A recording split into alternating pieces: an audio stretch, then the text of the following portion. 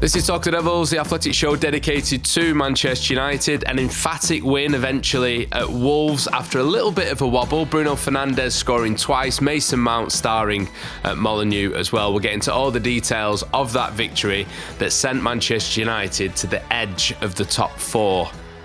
They've had the opportunity to do that a few times. They finally did it, but they're still a little bit precarious. Anyway, we'll get into all of that in a bit. All three of us were at Molineux last night, so we've got Laurie and Andy on the show today. Hello, guys. You okay? Hello, Ian. Hello, Andy. Again, it feels like only yesterday that we saw each other. Sick of seeing both of you, but we'll get through this. It's a good job we're over the internet then. You're in the London office, so that's good. I mean, what do we think? It was a good win, obviously, in the end. It was a high-scoring win. Was it a step forward, Andy, in your opinion? It was a must-win, Ian. It was that was the most important thing last night over the performance, because I think the mood slumped after the West Ham game the other day. After the Everton home defeat, there was a lot of frustration around. Interestingly, less so when I spoke to fans in real life outside the away end, 90 minutes before the game. It was much more measured, but it was an absolute must-win game because Wolves have been really bad this season. They can't win, and I thought Manchester United would win, but I still paused as I thought that because I'm not entirely convinced by what I've been seeing this season. But they did win. They scored 4 goals. They started well. There was that blip, which I'm sure we'll talk about. And then the second half, Manchester United were completely dominant. Yeah, exactly. I mean, Laurie, there is still a lurch, it feels like, from match to match. I mean, some of the reaction to our last podcast, understandably, following the West Ham game, spiralled big time. The future of the head coach, the quality of the team, the moment of Manchester United, the whole thing, really. There was a little bit of spiralling going on just before half-time last night as well, in fairness. But just generally speaking, it's a result to get them looking forward again, isn't it? And again, the fixtures coming up, there's a couple of tricky ones, but generally speaking, this should be a moment for United to build on. Yeah, I mean, but they did have to win. I mean, Wolves are probably the worst Premier League team I've seen in many years, maybe ever. I mean, it was comical how bad they were in that first half and then into the second half. How United allowed them to equalise before the break was an indictment, really, and goes back to those familiar failings of, taking a lead and then sort of easing off or being a bit loose with your passes. And I mean, that atmosphere at Molineux was mutinous. I mean, they didn't show up for the first 15 minutes, the fans, because they're protesting against the owners, Fosun, Jeff Shee, they're calling him all sorts in chants. And then when they did get in the ground, United are doing well, creating chances, but at that moment that it went 1-1, they're suddenly their tails are up and they're kind of getting energised by this. And I thought, it was, if they'd have not gone and won that game as they did do, it would have been worse for me than Everton or West Ham because of how bad Wolves are. They came out second half. They did a half-time huddle actually before the second half kicked off, which I don't think I've seen them do before. Correct me if I'm wrong. But listen, it worked, right? Because they were professional. They created a lot of chances. And Wolves gave them the space to do that. But still, there was some really nice moves, I think, in there. Particularly Mason Mount's goal was really sharp. But there were other moments, actually, where they were connecting quite well. Even in the first half, that Mbumo chance that they had, I thought that was a really nice team move that, started from Ayden Heaven. Sharp pass from the back into Casemiro and then, one-touch pass in Mason Mount, Cunha, Bruno, etc. So I think there was some really nice moments that they can, tap into and use going forwards in future matches to say, yeah, we can actually ping the ball out quickly, if we need to. It's just, and I do have to agree with Ruben Amorim here. I know we kind of slightly disagree, don't we, in terms of him saying that this is a special case and we can't read too much into it because of Wolves' situation. But I do think that is a pretty big caveat, that the kind of level that Wolves are at, really, and the kind of mutinous atmosphere that United encountered there. I get that, but at the same time, you've just won 4-1 away from home. So, people are allowed to smile again and enjoy things. And yeah, I was smiling. Listen, when Mason Mount puts that volley in, I'm smiling. I can imagine you were. And Amorim was, to be fair, in moments. It's just the way he likes to play it, isn't it? So, overall, Andy, again, there is, differences of opinion about the moment that United are in, the status of Ruben Amorim. And the stats sort of tell the story a little bit of why maybe there is a bit of confliction in people's thoughts. So United have now lost just once in 9 games following the win. at Wolves. It doesn't feel like it, does it? Before last night, though, they'd only won one of the 5 previous games, so maybe that's why you're feeling, a little bit down on the recent form. Longest away run unbeaten in the Premier League now, 5 games of any team. It's the first back-to-back wins, though, in the Premier League away from home under Ruben Amorim. And before the run that they've had, they were winless in 8 away games. So, again, this is telling the story of the inconsistency of how the team are playing, how the results are going, and how we're feeling about it. Yeah, I think there's a few factors at play, and you can see it in the reactions. I think a lot of patience for the coach has been exhausted. I think that happened after Brentford a couple of months ago. So you have 2 camps of Manchester United fans now. You have the fans who, when the team win, like, we've got to stick this out, we've got to be patient, it's a process, it's going to take time. And then when the team lose, it's like, I'm not having this coach, enough's enough. Throwing a whole slew of negative statistics. And your stats are quite right, and I saw Laurie tweet similar ones last night from Molineux. But at half time, I think Manchester United were 12th in the table. So You're not allowed to look at live league tables anymore, Andy. We've established that. We're not allowed to do that. I just cannot help myself. It is an addiction, and I probably looked at the live table last night about 60 to 70 times just to see if anyone has sneaked a snag the status game of goal difference. Yeah, exactly. At one point, you're thinking, can United catch Chelsea? With the way they were going in the second half. And this shows the uncertainty. There's uncertainty in the stands. There's uncertainty on the pitch. And what is the target for this season? It's European football. And Manchester United are just about there now. I think if United continue at this rate, they'll get 63 points, which interestingly only would have been good enough for 8th last season. So slightly below where Manchester United are aiming for. But we see the lurches and the frustration and people saying, had we only beaten or drawn V, we would now be second. United can't get to second. So it's that perennial battle for 5th. And people then say, well, standards have lowered. Yeah, they have, because the bar was lowered to 15th last season. So we can pick out positives. You're right, it was a 4-1 away win, but I walked through the protesting Wolves fans last night. They were quite timid at the start. It was like, all right, I've just finished work, who's going to start the protest here? You've got to go from standing on the street to being an agitator with the police watching. And one fella, I just saw him do it. The psychology of it is fascinating. And then 5 people join in with him. This was not an alcohol-fueled, angry protest. This was just deep frustration from people who love their football club and want the owner to sell up. And they're saying, look, you've sold the team, now sell the club. And 15 minutes in, a lot of fans did arrive, but there was still a lot of empty seats.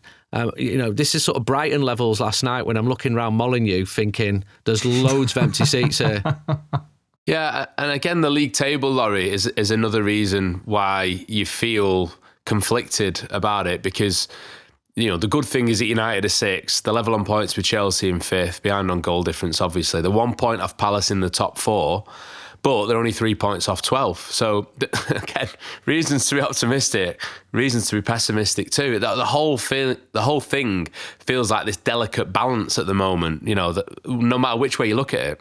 Well, Andy was mentioning, if only, we'd done this against this other team, etc., etc. Ruben Amorim said that in his post-match press conference. I asked him about what he said at half-time, because Mason Mount had said there was a few heated words, or certainly, he got into them. I think that was the kind of tone of his an assessment of it. And I said, what did you say? And he kind of instantly went to, well, basically, we should have beaten Everton and West Ham. Imagine if we'd given everything to win those games and where we'd be now. So I don't know. Go on, let's do the maths quickly. Would they be 3rd? They'd be 3rd, right?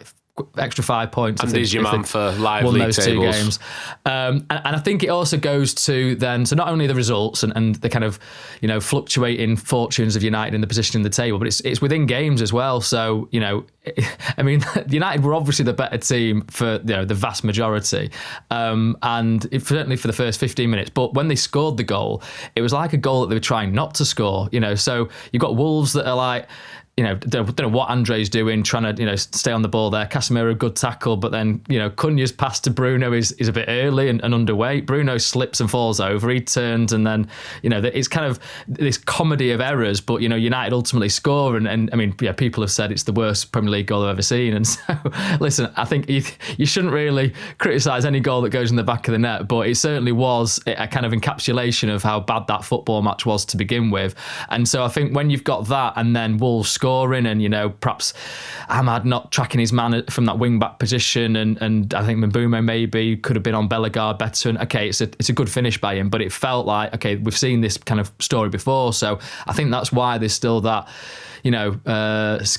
scarcity of real belief at the moment. But as I say, I think ultimately United then did flex the muscles, showed their skill, and some of the football was really good to watch, and hopefully that gives them a lot of confidence. And particularly at the end of the game, I thought it was sort of good to see that connection between them and the away fans. And Bruno made a point of making sure that they walked the whole length of that away end, which I think must be the longest in certainly in England. I know, Andy, correct me, could be in Europe, because obviously they've got the whole one side of a stand, and so Bruno made sure that they walked all the way down. Because sometimes I've been in that away stand, and it's actually quite difficult to get chants started, because usually you like to be kind of sort of condensed and on top of each other, whereas that's all sort of spread out. So you've got one guy at one end singing one chant and one guy at another end singing a different chant, and to kind of bring the unity together is a little bit tricky. So I quite appreciated Bruno sort of making the point to applaud all of them.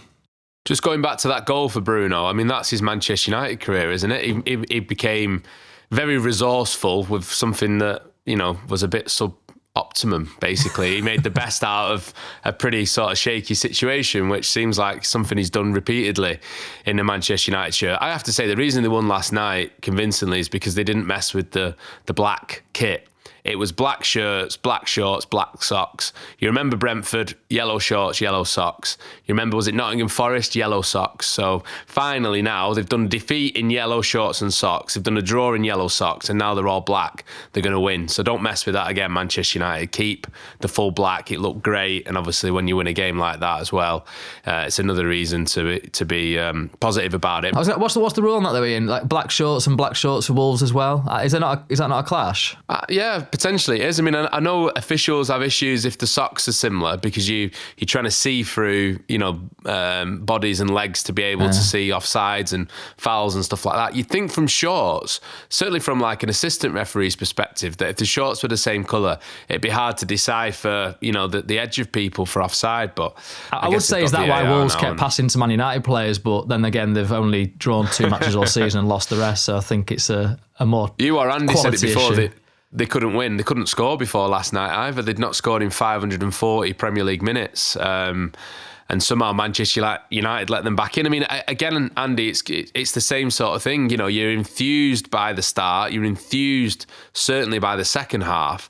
But that moment, or that collection of moments towards the end of the first half where it just drifted a little bit, I mean, we've sort of described the scene, fans protesting, the team devoid of any confidence whatsoever, people describing it as the worst Premier League team they've ever seen. The fans well on their back. They're obviously protesting against the owners, but players were getting cheered off, booed on. 9 minutes of added on time got booed. I mean, I don't think they realised, the home fans, they could just go home rather than showing the displeasure at the fact they had to stay even longer. But within all that, Wolves got hope. I mean, I was really, really surprised how United let them back in. And then again, it feels like something I've seen recently before. I'd use a stronger word than surprised for how I felt at half-time. Wolves should have been put out aside. It is a poor side. I spoke to a couple of the Wolves players after the game. I got a very clear indication of the mood there. It is a club... Is crisis too stronger word? They're all over the shop. And, Manchester United picked up 1 point, I think, from Wolves last season. If United don't pick up 6 points, because we play them again later this month, then serious questions need asking. Do they change? I mean, they were bottom last December, Wolves, but far more in contention than where they are now. They turned it round. But I sense, speaking to people there, including fans, including people on the inside at the club, a resignation that they are going down. They're almost half looking towards next season. So how on earth did Manchester United let them back into the game, give the chance for their fans to get themselves back up for it? And had United not won, the mood, I keep saying the mood shouldn't dictate how we feel, but it just does, because people are so uncertain of this Manchester United team. Thankfully, the second half, led by Bruno, Manchester United completely dominated, got the goals, good goals as well. I know we'll speak about them. The fans enjoyed it. Monday night is awkward for fans, but fans did get songs going. Laurie said in that away end it is hard to get songs going, and that's right. But they were singing Jingle Bells, oh what fun it is to see United win away. Not been able to sing that much. And also that Daft Punk song has really taken off, One More Time. And, people, Monday night is inconvenient. I'm thankful to Shane and to Ryan, who gave me a lift back to London. Without that, I would have been stranded in Wolverhampton in December, which, isn't quite Paris in the spring, but I would have taken it. Stranded. Stranded. First world problems. You're not Castaway. Yeah, you're not Tom Hanks. I know. But you just hope now from here, and we keep saying this, that Manchester United can get consistency and get a run of games together. The problem is United are inconsistent even within games, and have been consistently inconsistent within games. Where's the game control? And that really worries me. So you're seeing these top midfielders supposed to be controlling the game, as Bruno did in the second half, but there was a wild 15 minutes before half-time, wasn't there?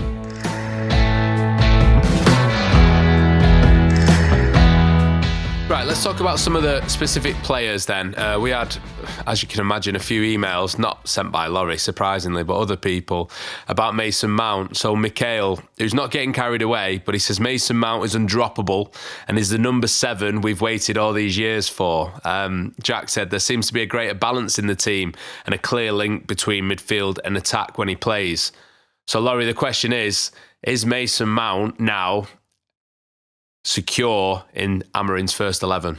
Oh, wow, okay. I wondered where that was exactly going to land on there. But, well, it's interesting. So, obviously, I thought he was brilliant against Wolves. I think maybe it's his best game for United. The only reason I'm wincing there is because, I'm kind of factoring in Wolves being that bad. But he just seemed to enjoy himself, even before the goal. That pass with the outside of his right boot to Mbeumo was incredible, I thought. Then he's doing back flicks to give it to his teammates. He's doing a sort of turn on the spot and a pass outside to Ahmad with the inside of his foot. So it's different techniques that he's using, sort of intelligence that he's got stepping over the ball to allow it to run to Cunha, who was in a better position.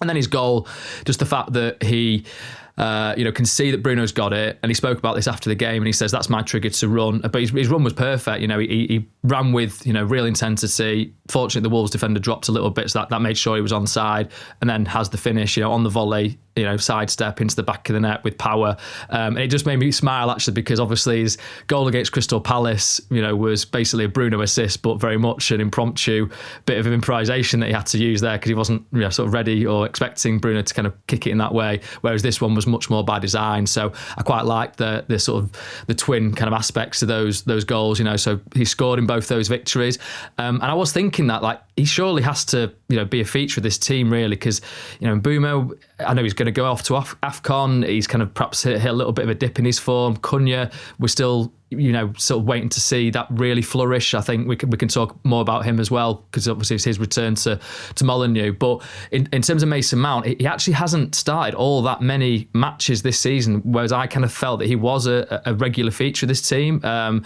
he's got quite a good record really. So obviously when he scores, United win. Okay, I know it's only 3 goals, but Sunderland was the opening goal there, wasn't it? A really good goal again to make it 1-0. Obviously Crystal Palace the 2-1, and then this one was the third goal to kind of just settle everything. That kind of no question about it. United were going to win this game pretty comfortably. So coming at important moments and good quality to them as well. But he's actually only, he started the Liverpool game at Anfield, obviously, but he didn't play. He didn't start the Everton game, came on at half-time, didn't start the West Ham game, only had 12 minutes, wasn't even off the bench against Brighton and Nottingham Forest, to be fair, came on late in the Tottenham game. So it's actually not really like he's been, undroppable already.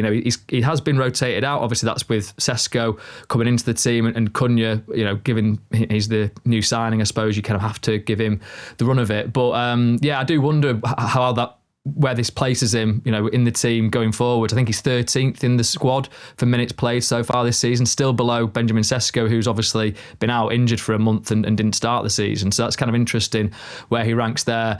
And Amorim afterwards, we was kind of on this theme, answering it, basically saying we still have to manage him right, to make sure that he doesn't suffer any injuries. He obviously had that one sort of muscle strain, I think it was, for the Burnley game, third game of the season, came off at half-time, missed the Man City game, but that's his only injury this season. So it'd be interesting. Hopefully he can stay fit, because I think the quality that he's got, and he's got a bit of bite in his game as well, like I quite like that he gets, in the opponent's faces a little bit. He makes sure that referees give fouls. There was a late foul that he won that he made sure was seen, and kind of was forceful in his opinion on that. But I just think his intelligence and the quality that he's got, the technique is really outstanding. And this is the position that he played for Chelsea, right, when they won the Champions League. And that sort of left side of the attack in a sort of back three system, and so maybe this suits him. But then that would mean that Cunha would have to shift from that position, which seems his best, I suppose. He's done pretty well up top, I think, Cunha, but obviously you've got Sesko there. So these are kind of questions that I think still need answering, really. And maybe it's just going to be one of those situations where it's a bit horses for courses. But yeah, obviously I've spoken for about 5 minutes there on Mason Mount. I could speak for another 5 hours, but I'll hand it over to you guys now. I think you're watching him make them intelligent runs, scored a lovely goal, 27 out of 28 passes completed. It's nice to see him dancing between the Wolves players. You won't always be able to do that, but his off-the-ball work, his timing, he is a player whose stock is growing, and I think it's important that you mentioned he's back from that injury, but he's still accumulating minutes, which is important. You could say similar about Luke Shaw. And he's not been a regular player, so he's going to be needed, isn't he, with the AFCON? But Mason Mount is in a good place, and that's been a rarity for his time since he joined Manchester United a couple of years ago. Good to see. From what you've seen, if he stays fit, should he be a more regular starter, Andy? Yeah, I think he should. I think he's starting to score now. He's bringing to Manchester United what he brought to Chelsea. I'd have no problem. When I see the starting 11 mentioned now and he's in it, I don't think, oof. And he probably wouldn't have been in my idealised starting 11 at the start of this season. So he's doing well. Yeah, he's playing his way into favour, definitely. Do we give Diogo Dalot his flowers finally, Laurie? I mean, we didn't give him much love the other night when he scored at Old Trafford, considering the circumstances around that goal, the result against West Ham, the fact that we recorded it straight afterwards, and we forgot to mention it was his first ever Premier League goal at Old Trafford, which was quite a moment for him, to be fair. But a lovely assist for Brian Mbeumo, so we can mention Diogo again. And actually, all round, an improved performance at left wing back from him too. Yeah, he's been consistent. I think he's had struggles right this season, but I think when he's in that left wing back role, he does just provide that balance when you've got Ahmad on the right hand side, and so it will be interesting when Ahmad goes to AFCON what that means for Dalot. I mean, he could have scored again, couldn't he? Sort of pretty straight away in the game. Smart run to Bruno's quick free kick. Wolves were napping. I mean, that was a sort of sign of their approach to the game. And actually a good save really from Sam Johnson, I think. I think it was a decent effort from Dalot. Would that have counted as a set-piece goal, by the way? A Bruno free kick long to Dalot? It must do, right? Yeah, I guess so, yeah. Do you know on this theme of Wolves being terrible, though? It's not like they concede 4 every week. I mean, the last 2 games they've lost, but I think it's only been by a 1-goal margin against Nottingham Forest and Aston Villa. So should we have an amnesty on saying Wolves are bad then, and just sort of they played well against Villa. I spoke to Wolves fans before the game. Put in front of you, yeah.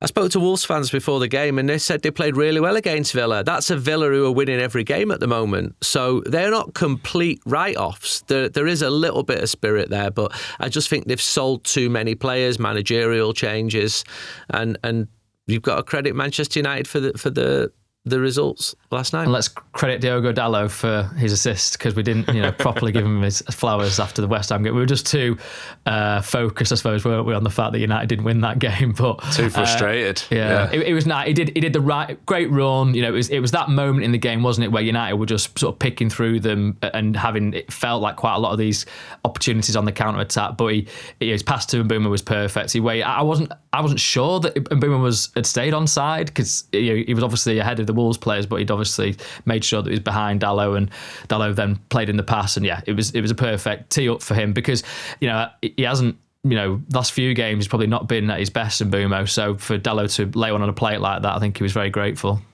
No, it's been a bit of a concern on Mbeumo's form, hasn't it? But the fact that he's going off to AFCON, you almost feel like you don't need to worry about it too much, because it's not going to be a problem in a game or two's time. With Dalot, he's probably having his best moment of a poor season, and I think he needs that, because fans were getting on his back. He did become a scapegoat. He is an attacking threat. I think you've always got to remember he's not playing in his natural position. But as Laurie said, 7 minutes in, he should have scored. That was a perfectly timed run, and then there were a couple of twists and turns, but that was a great run to beat the offside trap before he squared that ball to Mbeumo. Mbeumo, it's his 7th goal of the season, so he is Manchester United's top scorer, and we're gonna miss him. He got a little booking for himself as well, but I think he started the season better. I think him and Cunha.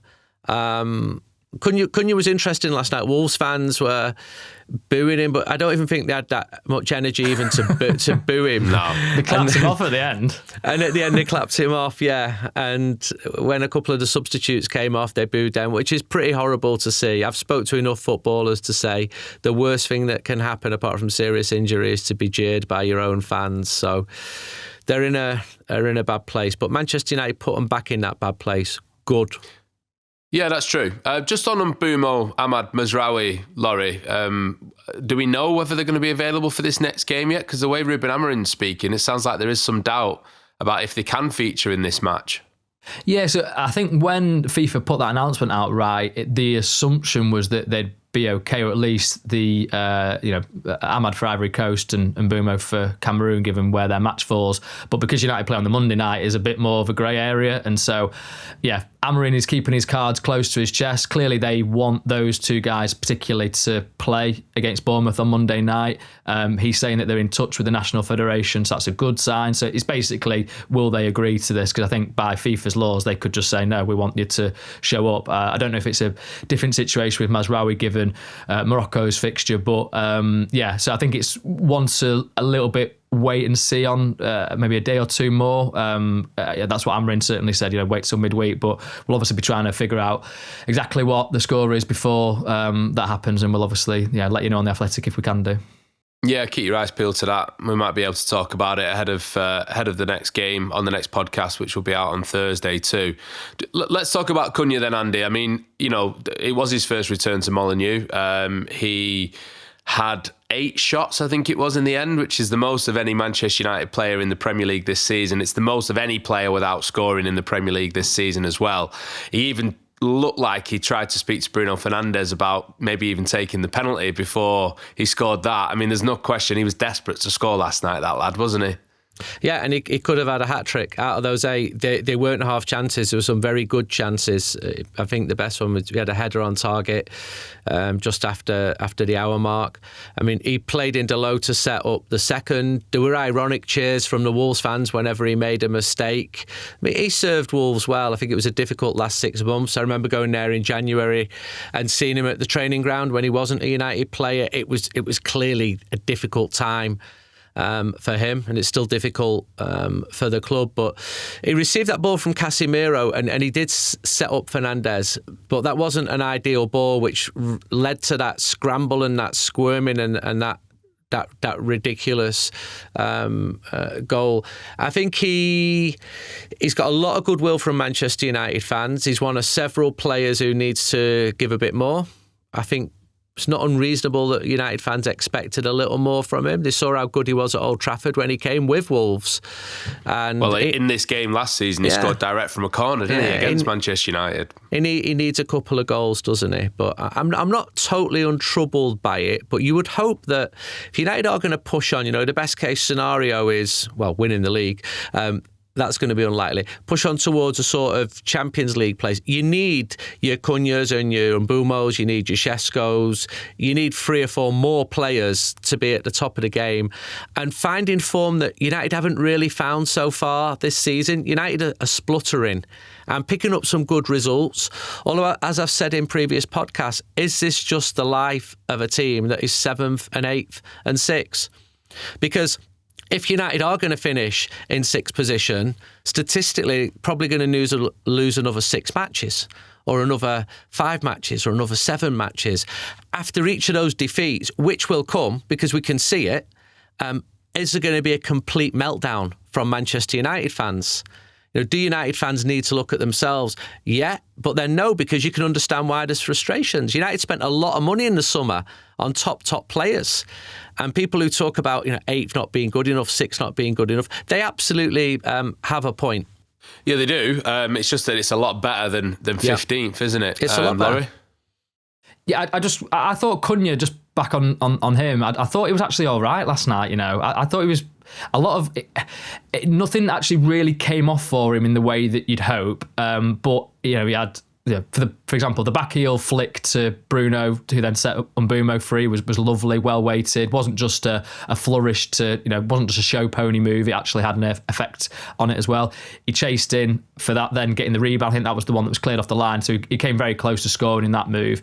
Just another back heel in the second half that I thought was quite nice. And as you say, Andy, helped tee up the Mbeumo goal. I think it's just that, I suppose, as a player last season and even the season before, he scored from outside the box, didn't he? He scored from these chances that aren't really, they're not the highest XG. So I suppose if that's he got 15 Premier League goals last season in a struggling side. From was it 10 XG or something? It was a lot of the goals were, from outside the box, and as you say, the Olympico, for example, it's stuff that I suppose can work for you one week or one season, and then the next season it doesn't, and that you're still the same quality of player. It's just that these chances aren't going in. So I don't know. I quite liked the energy that he brought to the team at Molineux. Clearly, he was desperate to make an impact, but by the end of it, I think he had sort of charmed even the Wolves fans that were booing him. As you say, Andy, I don't think it was with full vitriol, but he was like bowing to them at the end and clapping them off. So he was smiling as he walked off. So hopefully that was a good occasion for him, because he has obviously been asked to do a role that perhaps he wouldn't necessarily have thought he was going to do when he came. I know he sort of spoke about this in pre-season, the number 9 position that we asked him about, and he said, I'll play anywhere, basically. But clearly, sort of getting the ball a bit deeper and running with it is his main forte. So I don't know. I thought it was quite a good occasion for him against Wolves. Yeah, it's just the fact that he was trying so hard to make an impact. And I guess there's a good in that, isn't there? Because you want players to be determined to make the mark. If he's getting booed, however strongly that was or weakly it was, rising to the occasion is exactly what you want from a Manchester United player. He was a big reason why they ended up with 27 shots, which was the most in a league game under Ruben Amorim, because he had 8 of them, like I mentioned before. It's just with him, I'm fascinated a little bit by his psychology, because I heard Amorim speak the other day, Laurie, about the fact that, the sort of social media noise there was before his first goal, whether that actually had an impact on him or not.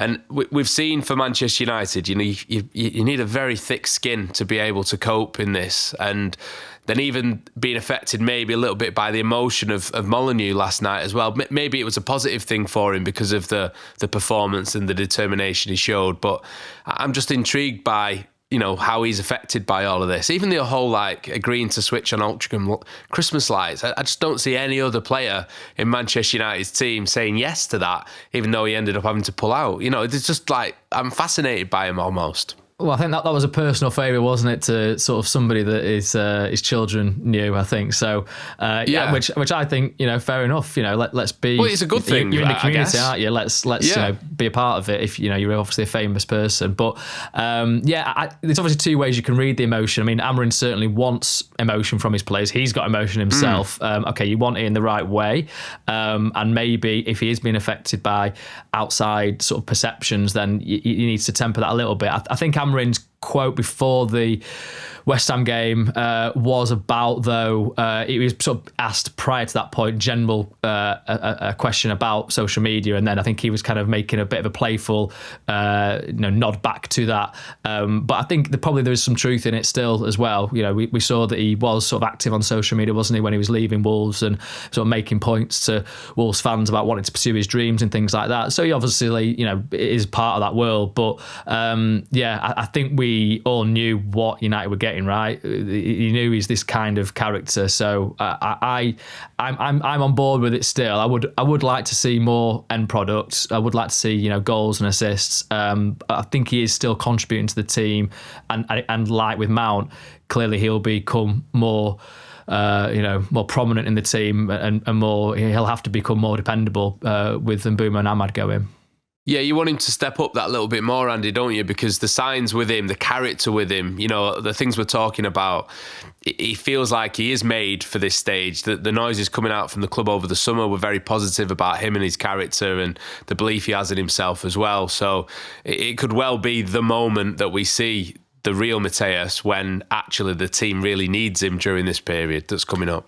Yep, as I touched on before, and he's got to get his head round joining this massive football club, because you think you're prepared and then you have a bad game and you're getting absolutely slaughtered from around the world, and then you do something good, and you've got to have a pretty strong personality to keep your feet on the ground, to look at your life, to look at the people who are attaching themselves to you. But he met the people who run the TRA, the Stretford End, the Red Army, and he loved the flag that they had made of him, which showed him, it was like based on Cristo Redentor, Christ the Redeemer in Rio de Janeiro with him. And he's like, if I score, I'm going to run to the flag. And I think his family sit behind that section. So we're just waiting, aren't we? We're just waiting for him to explode and to become a hero. There's so much goodwill towards him, and he's done all right so far. But you don't win leagues by doing all right. You win leagues by being spectacular.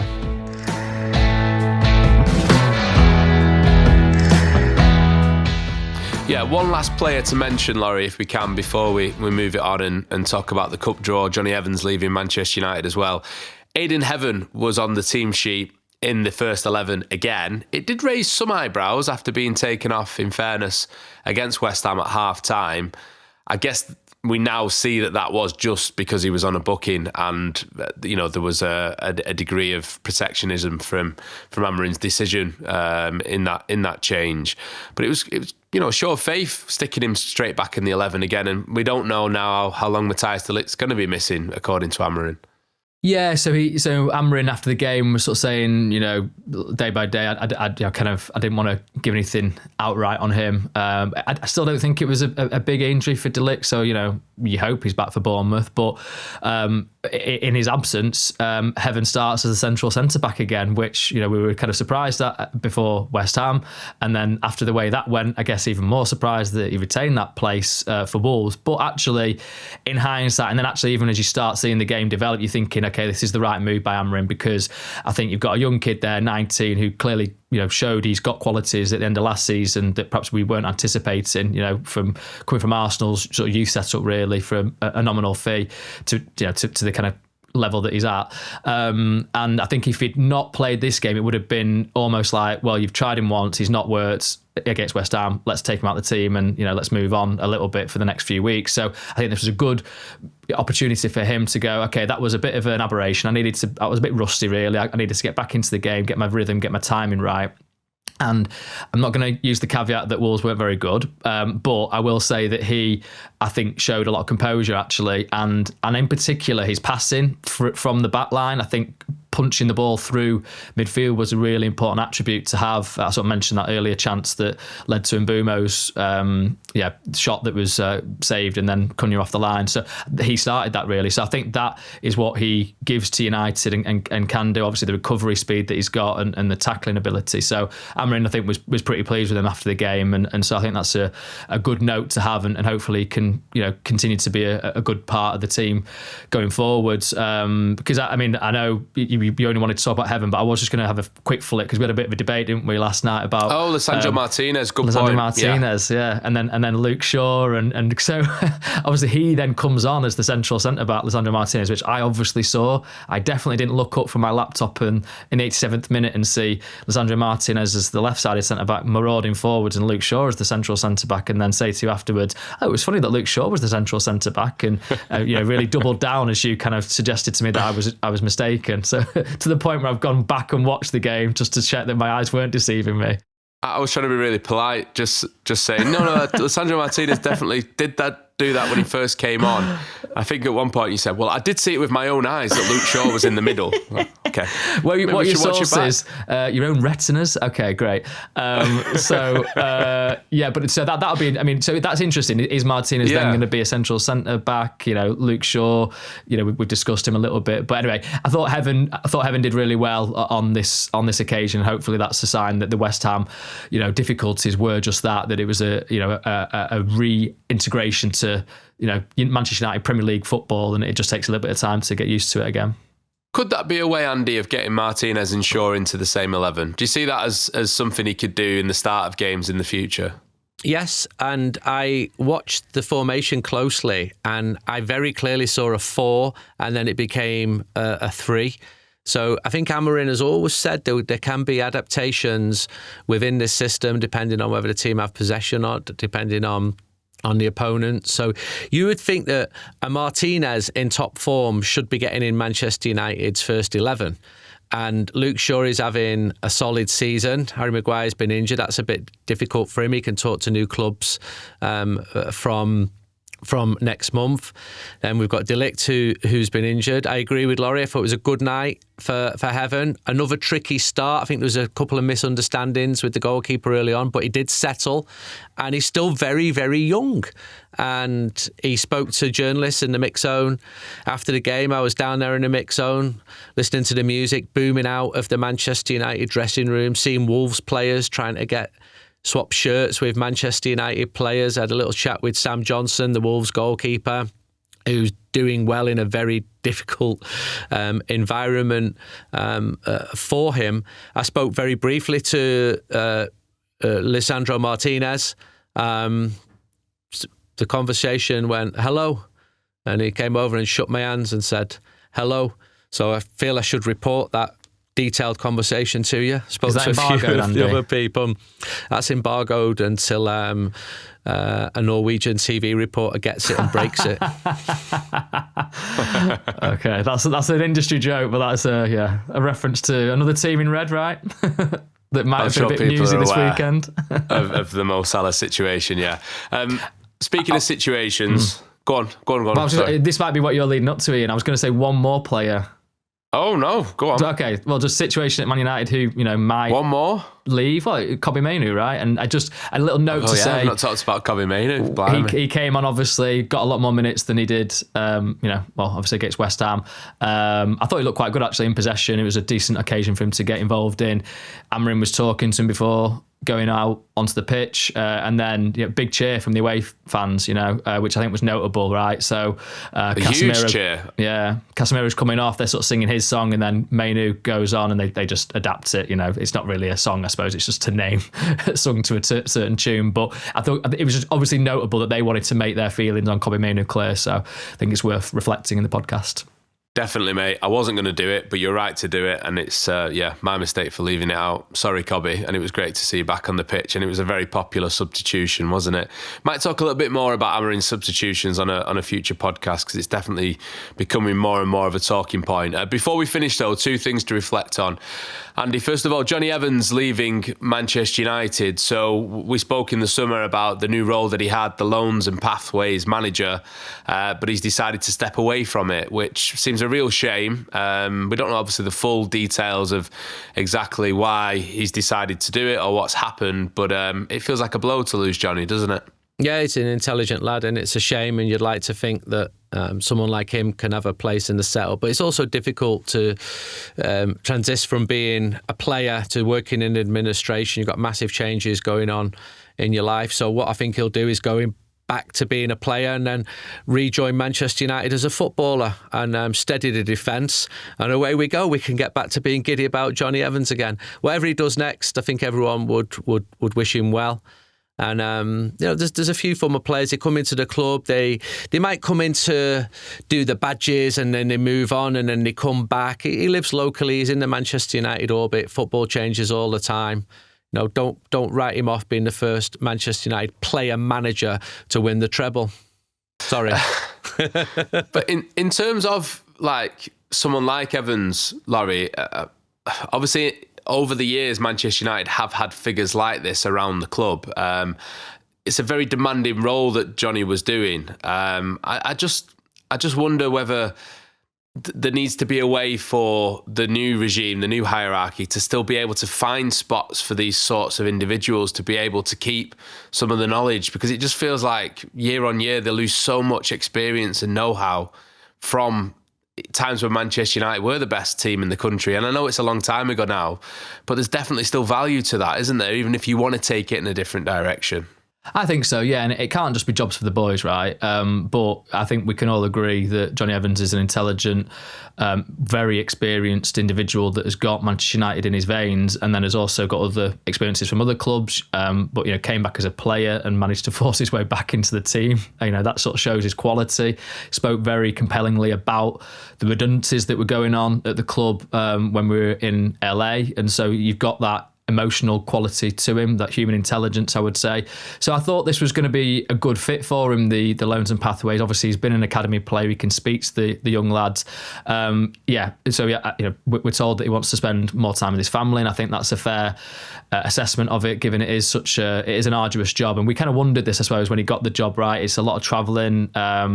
Is there that real? It's a proper sort of 9 to 5, I suppose, and probably beyond that, actually, really. So it is an adjustment, as Andy said there. I'm like you, though. You just want some, not just for the sake of it, right, but some link to those days where United were the best team in the land. And I know that you can't just kind of keep going back to that well, and you need to make it anew, really. But I think that shouldn't be lost, really, amid all this. And so I think you've probably got Darren Fletcher left as an individual that is from that era. He's leading the under-18s that they're playing in the FA Youth Cup, actually, at Old Trafford tonight as we record this Tuesday against Peterborough. So that'll be interesting. I'll be there later. But I do think there should be space for that. It has to be in the right way, and maybe this, obviously on reflection, wasn't quite the right way for Jonny, but I'm really intrigued to see what he does next. But I agree with you that if they can just get some quality players, former individuals that had the club at heart when it was winning titles, then I think that should be something they should look to do. Andy, you're the man for this. A cup draw. Manchester United were in it. Brighton and Hove Albion at home. Discuss. I read a few articles in the last few days from Brighton fans hammering Brighton for their lack of support, for their empty seats, and I'm just nodding along like a wise old man, thinking I knew I was onto something here with Brighton and Hove Albion. Let's see how many they bring up to Old Trafford in January. Let's see if they're a decent sized club.